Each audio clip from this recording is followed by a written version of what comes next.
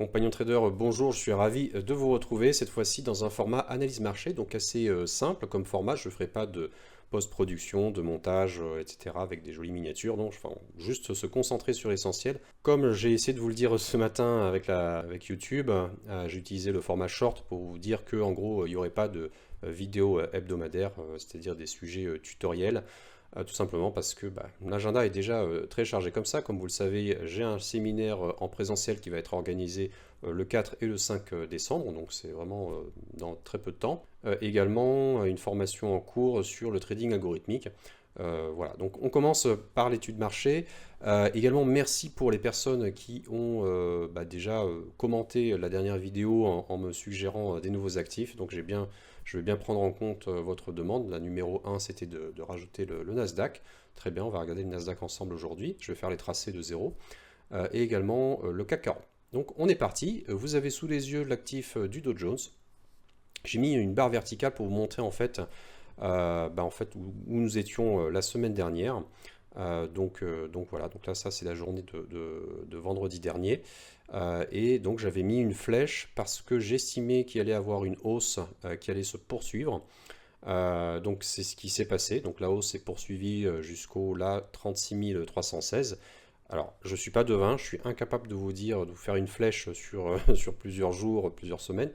On a eu une correction, donc ça, moi, le premier mouvement était correct.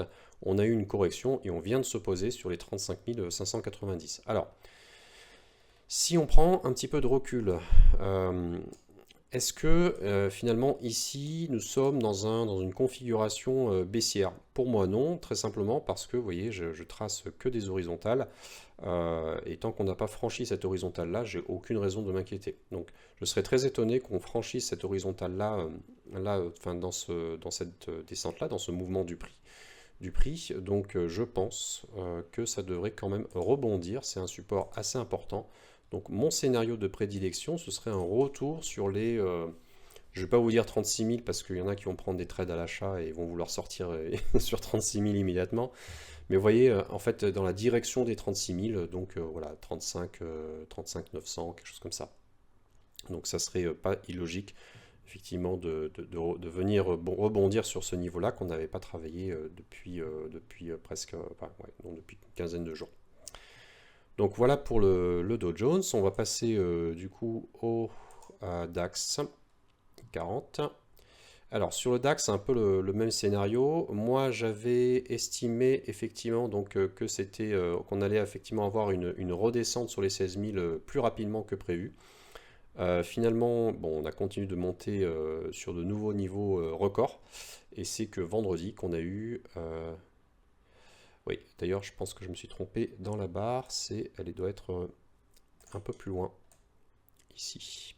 Voilà. Donc lundi, mardi, mercredi, jeudi, vendredi. Voilà. Donc effectivement, bon, j'estimais, non, il y avait voilà un morceau de hausse ici que j'avais indiqué. On devait continuer à poursuivre le mouvement. Donc désolé. Et ensuite revenir sur le niveau des 16 000. Alors dans le timing, effectivement, moi je montre des directions, je ne montre pas des timings jour après jour. Donc effectivement, c'est ce qui s'est passé. On continue de monter sur les plus hauts, c'était un marché extrêmement haussier. Et maintenant, la logique même, c'est de revenir sur les 16 000 après un joli run. Surtout que, vous voyez, on n'a pas arrêté de monter là depuis octobre. Voilà, donc c'est vraiment sans transition. Donc si on corrige à minima sur les 16 000, je pense que c'est... bon, ce ne sera pas exagéré et à mon avis, il y a du potentiel pour aller chercher beaucoup plus bas. Même ici, à cette époque-là, je pensais qu'on allait chercher un petit peu plus bas une correction. Donc pour moi, les 16 000, ça serait quelque chose de logique. Je vais vous mettre une flèche. Du coup, je vais prendre cette flèche-là, on va la mettre pour aller jusqu'au bout du mouvement, hein. Là, on a fait un plus bas, mais on a clôturé ici. Je pense que ça serait logique qu'on vienne chercher ce niveau-là. Et ensuite, pareil que pour le Dow Jones, un petit rebond technique ne serait pas inintéressant. Voilà pour le DAX. D'ailleurs, je me dis que les analyses pourraient être faites en unité de temps hebdo, parce que vu que j'en fais une fois par semaine sur la chaîne, ça ferait du sens finalement de traiter que des bougies hebdomadaires. Bon, on a un peu moins de détails avec les bougies hebdomadaires, c'est ça que j'aime pas. Voilà, donc là en fait si on regarde l'actif du DAX en journée en hebdo, on a effectivement quand même une belle montée. On en a eu dans le passé, donc faut pas s'inquiéter. On n'est pas encore dans un mouvement ultra exagéré. Mais quand même, je pense voilà, un petit retour sur les 16 000 ne serait pas inintéressant. Je vais revenir en journalier puisqu'on avait tous nos repères. Et on va passer donc à l'actif suivant. Je crois que c'était, me semble-t-il, l'euro-dollar. Alors l'euro-dollar, pas terrible.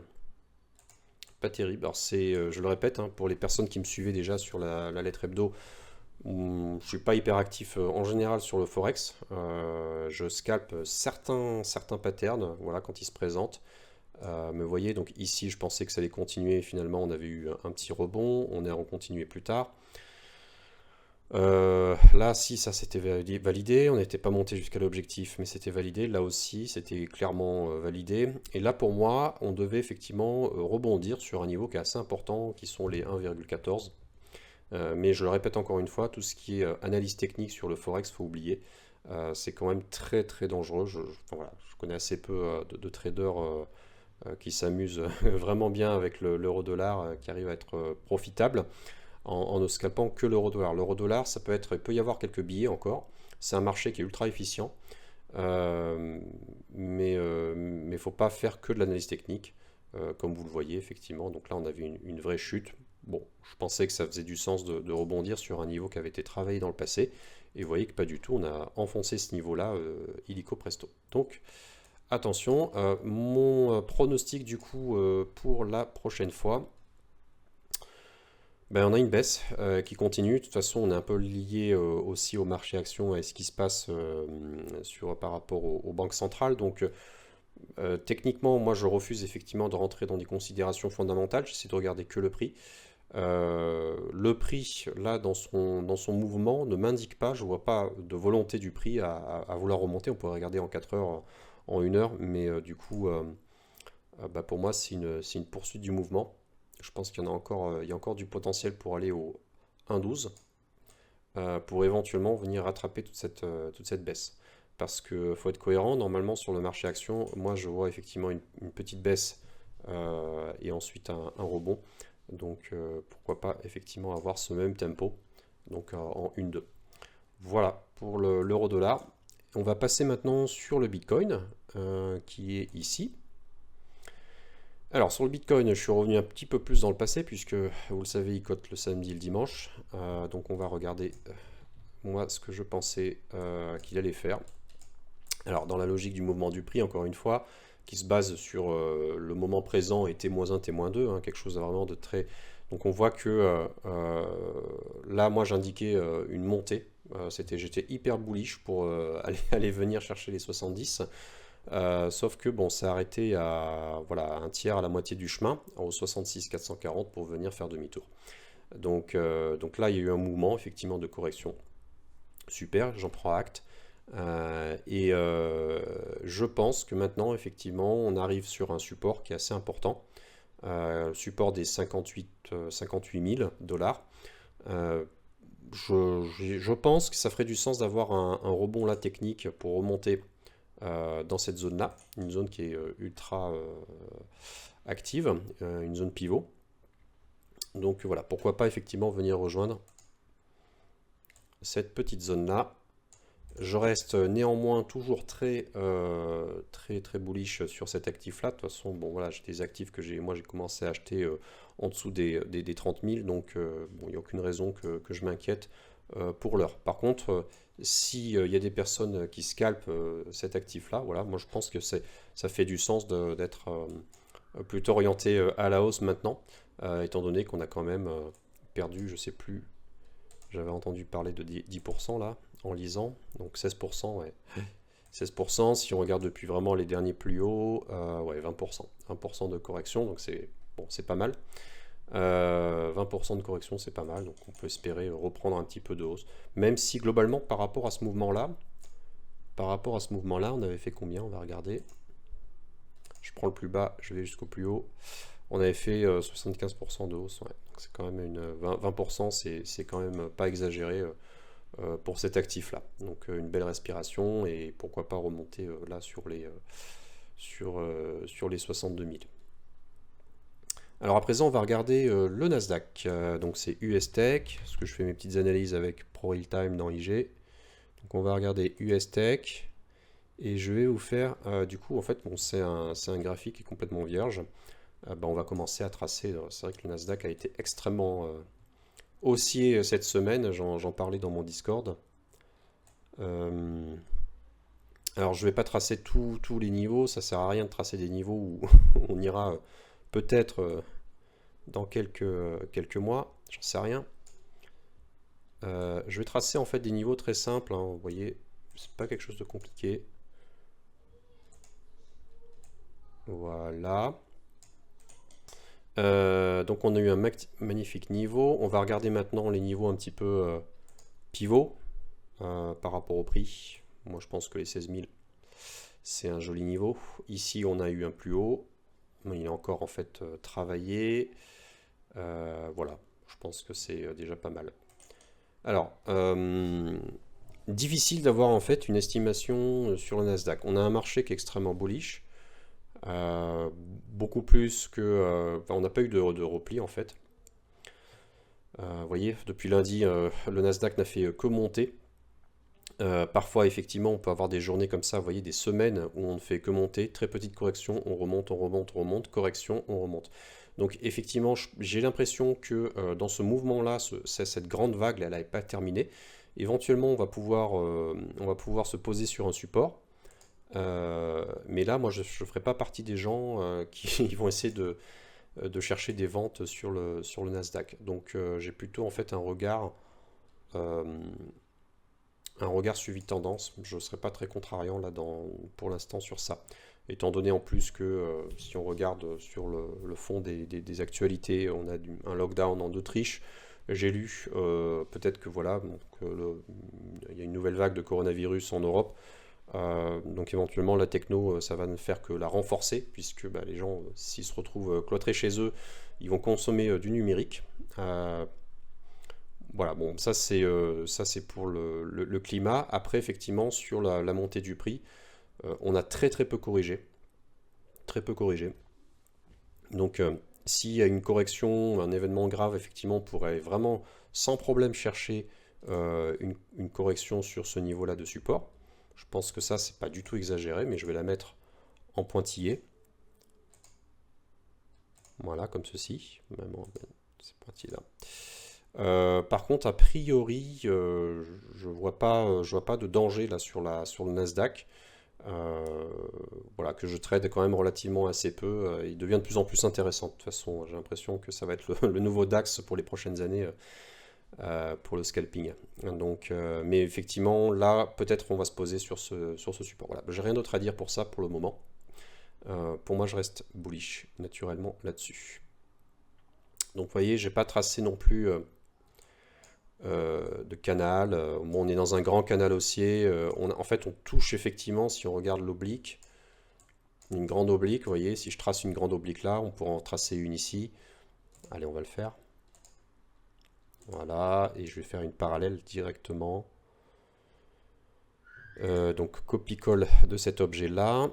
On va peut-être faire voilà, quelque chose de médian. Et on voit qu'effectivement, on arrive sur le bord du canal, hein. Donc, quand c'est comme ça, généralement, les breakouts sur des canaux haussiers, c'est quand même très rare. Ça veut dire qu'il y aurait une accélération de la pente, une accélération du prix.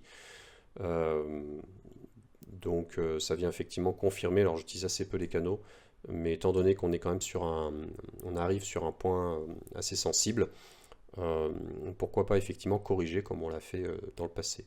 Donc petite correction, soit sur ce niveau-là et ensuite sur ce niveau-là. Quoi qu'il arrive, s'il y a correction sur ce niveau-là, bon, il y aura très certainement euh, dans le timing un rebond. Donc voilà, ça je le garde dans un coin de ma tête. Petit rebond et éventuellement donc pour aller chercher ici. Voilà pour le Nasdaq. Et puis on va faire un petit tour du côté du CAC 40. Je crois qu'il a fait quand même des records là cette semaine. Donc voilà pour le CAC 40. On est allé chercher les 7200 quasiment. Alors pareil, je vais tracer des niveaux. Vous voyez, le graphique est vierge. Je ne scalpe pas le CAC 40 clairement. Donc c'est pas un actif que je connais beaucoup. Puis pareil, en swing, je n'achète pas des actions européennes, françaises. Alors je suis désolé pour les personnes que ça intéresse. Parce que je ne suis pas un spécialiste de cet actif-là. Là, ce qui est intéressant, c'est que contrairement au Nasdaq, le Nasdaq, lui, n'a pas corrigé. Lui, il a commencé à corriger, donc ça marque en fait un point haut.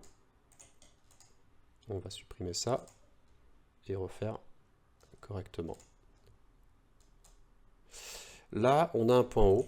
On est allé presque toucher au contact des 7200 et bah, on a une amorce de correction. On a une amorce de correction. Pour moi, ça ferait du sens qu'on vienne chercher là ce petit niveau pour éventuellement rebondir. Voilà, là il y a une petite zone de stagnation. On va le faire comme ça. Je ne connais pas cet actif, donc je vais être assez prudent. Pareil que pour le Nasdaq, hein. Donc, je les connais assez peu, donc on va jouer la prudence et chercher effectivement des niveaux qui semblent relativement logiques. Donc voilà, ce niveau-là, où il y a une petite zone de stagnation, ce qui serait pas inintéressant après une très très forte montée. On va regarder combien on a fait. Ouais. Ah, en fait, ouais, 12%. Quand je faisais la même chose sur le Bitcoin, on a été à 45%. Là, bon, là, c'est une montée de 10% depuis début octobre, donc un mois et demi. Donc ça va, c'est pas non plus incroyable. Voilà pour l'analyse marché. J'espère que ça vous a plu. Si vous avez d'autres suggestions, d'autres actifs analysés, ou si vous souhaitez que je rajoute en fait un prisme différent dans ces analyses-là, n'hésitez pas à m'en faire part et à me dire. Avec plaisir, je lirai vos commentaires et éventuellement j'en tiendrai compte pour la prochaine analyse marché. D'ailleurs, on m'a suggéré de faire des analyses marché en direct, donc c'est aussi quelque chose que je pourrais vous faire si ça vous tente un samedi. Pour les nouvelles, puisqu'il n'y a pas eu la vidéo hebdo, la vidéo tuto, pour les nouvelles, je vous rappelle que nous avons en fait un séminaire le 4 et 5 décembre qui va se tenir à Paris, donc c'est déjà dans pas longtemps. Vous avez le lien normalement dans une des vidéos et éventuellement là si vous regardez vos mails.